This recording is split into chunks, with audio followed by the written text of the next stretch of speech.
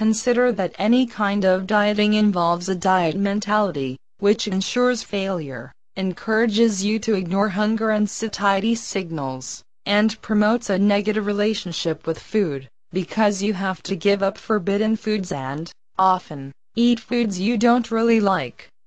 This inevitably results in giving in, which often means binging and feeling terrible about yourself. By diet, we mean the conscious restriction of the amounts or kind of foods you're allowed to eat for the express purpose of losing weight. And we definitely don't recommend any eating plan that you go on and then go off. Have you ever noticed that as soon as you go on a diet, all you want to do is eat? Even if you weren't particularly concerned about food prior to dieting, all of a sudden you become obsessed with it. What's going on? Geared to survive during feast or famine, both body and mind switch into survival mode when the food supply is radically diminished. While the body turns down the metabolism and becomes a slow burner in an attempt to hang on to every single calorie, the mind gears itself to one overriding purpose: getting food. The result? Suddenly, you may find yourself clipping recipes, planning menus, cooking elaborate meals or dishes for others, neither of which you'll eat yourself, or even dreaming about food at night.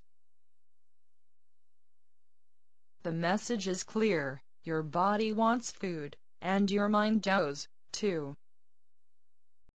After a few days of extremely restricting your food, you'll probably become more depressed and anxious.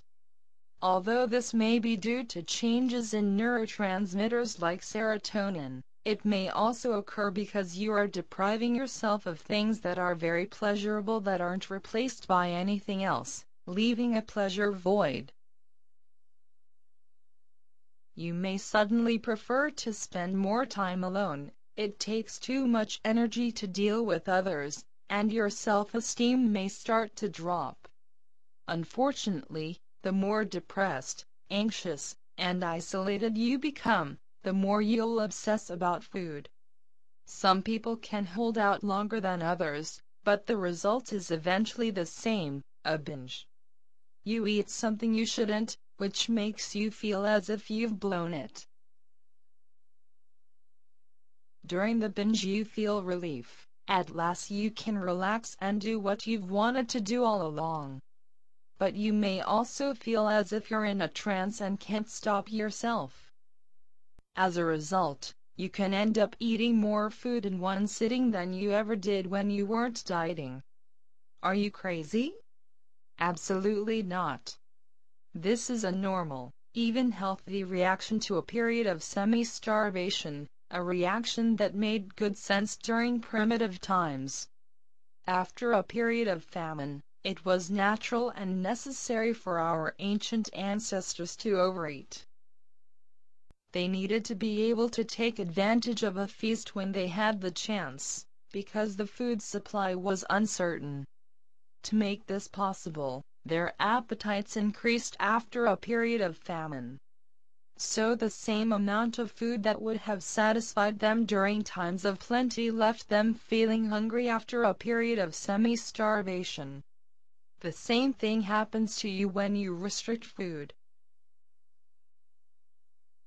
Suddenly, you develop the urge and the capacity to binge, and you no longer feel satisfied after eating what you used to consider a normal meal.